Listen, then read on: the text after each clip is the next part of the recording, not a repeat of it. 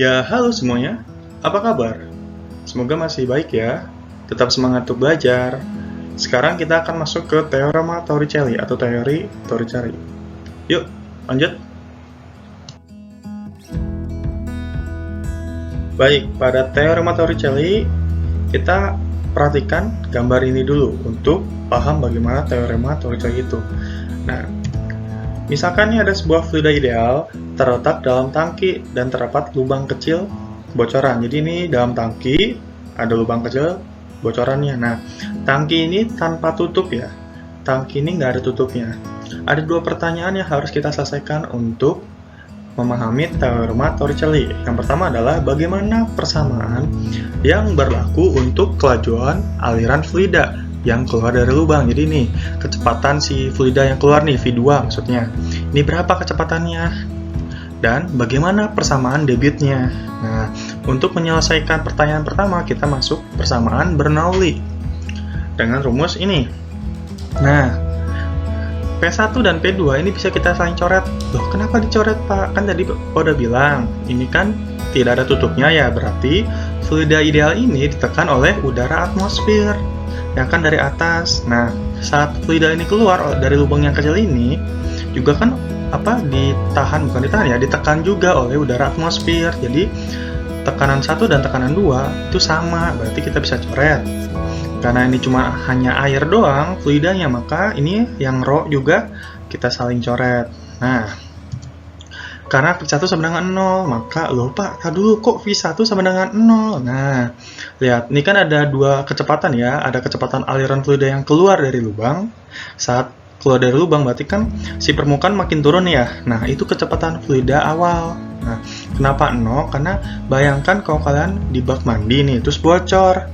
Permukaan airnya kan nggak tiba-tiba langsung habis saja ke bawah, nggak kan, tapi pelan-pelan, sedikit, baru kalian noleh sebentar, udah habis lagi. Nah, karena kecepatan fluida yang dari permukaan ini sedikit atau lambat banget sampai nggak terkira berapa, maka kita anggap 0. Nah, maka karena V1 sama dengan 0, kita masukin ini 0. Hasilnya menjadi, ini hilang. Tambah, rho-nya kan udah hilang semua ya. G kali H1. Nah, lihat, H1 tuh nih, dari dasar ke permukaan. Sama dengan setengah V2 kuadrat. Nah, yang kita ingin cari ini, tambah G H2. H2 adalah dari dasar ke lubang. Ingat ya, dari dasar ke lubang yang ada lubangnya lah, intinya gitu. Nah, sama dengan kita ingin cari V2 kuadratnya sama dengan 2G H1 min H2. Jadi H1 segini, H2 segini, maka kita cari H-nya segini. Maka rumusnya adalah V sama dengan akar 2GH. Nah, lihat, akar 2GH berarti ini kayak rumus gerak situ bebas. Nah, itu masuk pada Teorema Torricelli, yaitu adalah kelajuan fluida keluar dari lubang yang terletak pada jarak H dari permukaan atas fluida. Nih H maksudnya nih ya. Nih, jarak segini maksudnya. Atas fluida sama seperti kelajuan benda yang jatuh bebas dari ketinggian H. Jadi, kecepatan fluida yang keluar dari jarak H pada permukaan air itu sama dengan rumusnya sama dengan kelajuan pada benda jatuh bebas. Tapi ada syaratnya. Tadi yang telah Bapak bilang bahwa hanya berlaku jika atas wadah terbuka terhadap atmosfer dan luas lubang jauh lebih kecil daripada luas penampang wadah. Maksudnya nih, si lubang ini lebih kecil daripada si luas wadahnya gitu.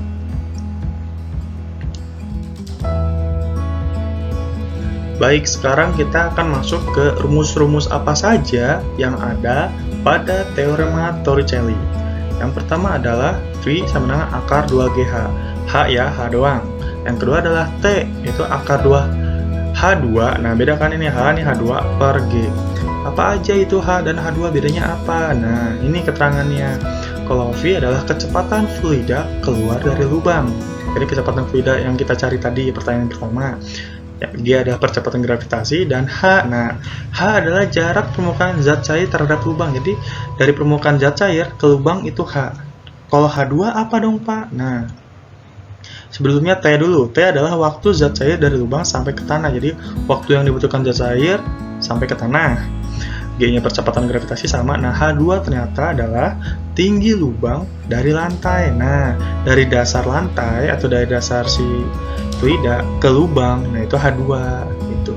Tapi lihat, perhatikan, ini ada kecepatan, ada waktu, maka kita bisa gabungkan nih rumusnya menjadi X sama dengan V kali T. X itu apa? Kalau kalian lihat di gerak lurus beraturan, jarak sama dengan kecepatan kali waktu, kelajuan kali waktu. Berarti ini perpindahan sama dengan kecepatan kali waktu. Berarti X ini adalah jarak jatuhnya zat cair di tanah terhadap posisi lubang. Jadi jaraknya pas jatuh ke tanah itu berapa?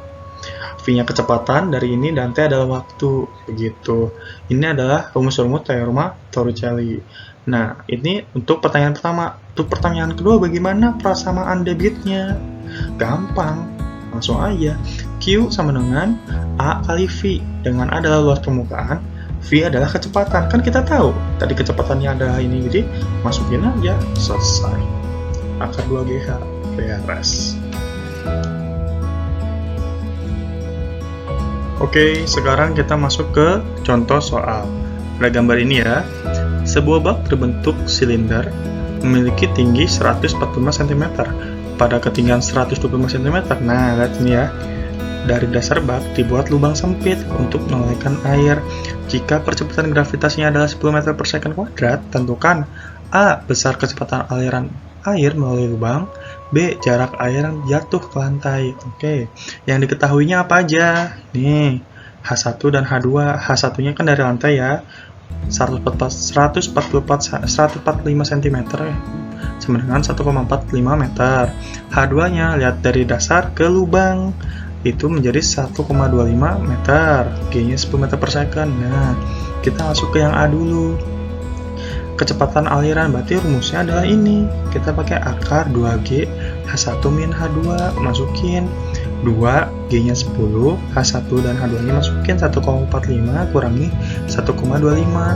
Hasilnya adalah 2 kali 10, 20 kali 0,20 atau 0,2. Nah, 20 kali 0,2 sama dengan 4. Akar 4 adalah 2. Yang A sudah beres. Lalu yang B. Yang B kan jarak air yang jatuh ya, kita cari dulu waktunya. Pakai rumus ini akar 2H2 per G. H2 ya, berarti kita pakai 1,25. Jadi akar dari 2 kali 1,25 dibagi 10. Hasilnya akar 2,5 bagi 10.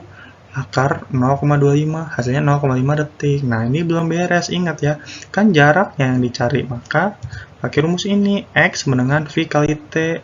Maka 2 meter per second dikalikan 0,5, hasilnya 1 meter. Selesai, mudah kan? Semoga paham.